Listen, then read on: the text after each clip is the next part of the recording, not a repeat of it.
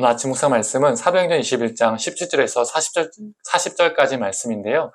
17절에서 26절까지만 읽도록 하겠습니다. 예루살렘에 이르니 형제들이 우리를 기꺼이 영접하거늘 그 이튿날 바울이 우리와 함께 야고보에게로 들어가니 장로들도 다 있더라. 바울이 문안하고 하나님이 자기의 사역으로 말미암아 이방 가운데서 하신 일을 낱낱이 말하니 그들이 듣고 하나님께 영광을 돌리고 바울더러 이르되 형제여 그대도 보는 바에 유대인 중에 믿는 자 수만 명이 있으니 다 율법의 열성을 가진 자라.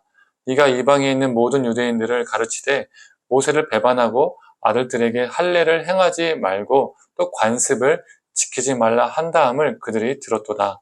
그러면 어찌할꼬 그들이 필연 그대가 온 것을 들으리니 우리가 말하는 이대로 하라. 선한 네 사람이 우리에게 있으니 그들을 데리고 함께 결례를 행하고 그들을 위하여 비용을 내어 머리를 깎게 하라. 그러면 모든 사람이 그대에 대하여 들은 것이 사실이 아니고 그대도 율법을 지켜 행하는 줄을 알 것이라. 주를 믿는 이방인에게는 우리가 우상의 제물과 피와 목매어 죽인 것과 음행을 피할 것을 결의하고 편지하였느니라 하니 바울이 이 사람들을 데리고 이튿날 그들과 함께 결례를 행하고 성전에 들어가서 각 사람을 위하여 제사 드릴 때까지 결례 기간이 만기된 것을 신고하니라. 아멘. 바울과 그의 일행은 드디어 예루살렘으로 도착했습니다. 그들은 야고보의 집에 방문했고 또 예루살렘 교회 장로들은 바울의 일행을 환대했습니다. 이런 환영의 분위기 속에서 바울은 그동안의 선교 사역에 대한 결과를 보고했습니다. 그런데 문제가 있었습니다. 예루살렘 교회 안에는 바울을 오해하는 사람들이 있었습니다. 이들은 유대교 출신 그리스도인들이었습니다. 이들이 바울을 어떻게 오해했냐면 바울이 이방 땅에서 유대인들에게, 즉 디아스포라 유대인들에게 할례를 행하지 말고 율법도 행하지 말라라고 가르쳤다는 거죠.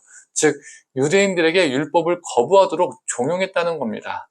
그러나 이는요 사실이 아니죠. 바울은 이방 땅 디아스포라 유대인들에게 할례 등의 율법을 거부하도록 종용한 적이 없습니다. 단지 그는 이방인 그리스도인들에 한해서 율법을 지킬 필요가 없다고 가르쳤죠. 그리고 이 가르침은 바울 혼자 착안한 것이 아니었습니다. 이미 예루살렘 공의회에서 이방인들에게는 4가지 기준을 제외하고는 유대인들에게도 버거운 율법을 지게 하지 말자라고 결론을 내린 적이 있었죠. 바울은 이것을 이방 교회에 알렸고 이방 그리스도인들에게 가르쳤을 뿐입니다. 오히려 바울은 유대인의 피가 있었던 디모데에게 어떻게 했습니까? 할례를 행했죠. 그러니까 유대교 출신인 유대 그리스도인들에게 할례를 금한 적이 없었다는 겁니다. 그런데 상황과 말이 완전 와전되어서 바울이 유대인들에게도 율법을 지키지 말라고, 할례를 행하지 말라고 가르친다라고 유대교 출신 그리스도인들이 오해를 하고 있었습니다. 이때 야고보가 아이디어를 냅니다. 나실인 서원 때문에 정결례식에 참여하는 사람들이 있는데 그들이 행하는 정결례식에 바울도 참여하고 그에 대한 비용도 지불할 것을 제안하죠. 율법의식에 참여함으로써 오해하고 있는 사람들의 오해를 풀어주자는 겁니다. 이 제안을 바울은 흔쾌히 받아들입니다. 이게 바로 우리가 이전에 배웠던 상황화인 것이죠. 복음이 훼손되지 않는다면 바울은 유대인 속에 있을 때는 유대인으로서 기꺼이 유대인의 문화에 옷을 입었고 이방 땅에서 사역할 때는 이방인들의 문화를 입고 그들에게 복음을 전했습니다. 이렇게 야고보의 아이디어로 바울은 오해를 풀 수 있게 되었습니다. 그런데 문제는 이것으로 끝난 것이 아니었습니다.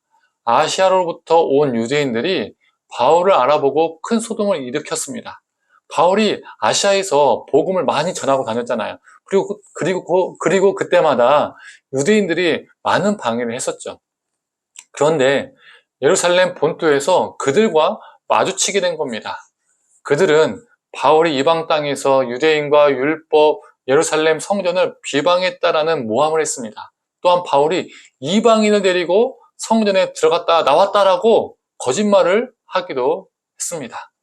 이에 군중들은 분노했고 바울을 죽이고자 했습니다. 유대인들이 바울을 고소한 핵심은 바울이 율법과 성전을 비방했다는 거예요. 이전에 스데반을 죽인 죄목과 동일한 죄목으로 죽이고자 했습니다.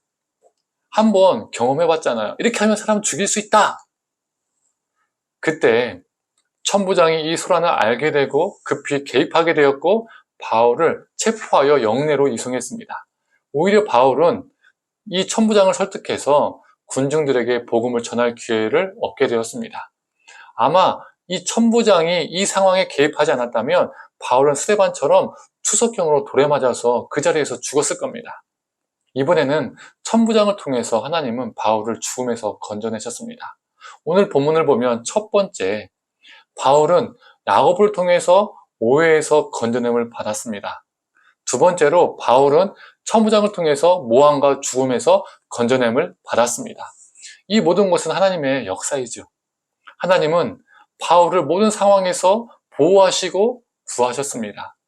성도님들, 우리도 우리가 생각하지도 못한 상황에 처하게 될 때가 있습니다. 인간적으로 볼 때 너무 달갑지 않고요. 힘든 상황에 놓일 때가 있습니다. 오해받은 때가 있습니다. 모함을 받는 그런 상황에 놓이게 될 때가 있습니다. 그러나 그 순간에도 우리 하나님은요, 우리를 돌보시고 지키시는 분이십니다. 바울을 오해와 모함과 그리고 죽음에서 건져내셨던 것처럼 우리 하나님은 우리를 건져내실 것입니다. 그리고 건져내고 계십니다. 성도님들, 그 고난 속에서도 우리를 외면치 않으시고 우리를 옆에서 우리를 늘 돌보시는 하나님을 의지하며 살아가는 저와 성도님 되기를 간절히 소망합니다. 함께 기도하겠습니다. 하나님, 바울이 오해에 놓였을 때도 야곱을 통해서 그 오해 속에서 건져내시고 또 바울이 죽음에 처할 뻔했을 때도 천부장을 통해서 바울을 그 죽음에서 건져내셨습니다. 하나님, 우리도 수많은 오해와 또 아픔과 고난과 참 위기 속에서 있을 때 하나님께서 우리를 내버려 두지 않으시고 우리를 붙잡아 주시고 우리를 건져내어 주실 줄을 믿습니다. 우리를 늘 돌보시고 이끄시는 보호하시는 하나님을 오늘 하루도 붙잡고 살아가는 우리가 되게 하여 주시옵소서. 감사드리며 사랑에 많으신 예수님의 이름으로 기도드립니다. 아멘.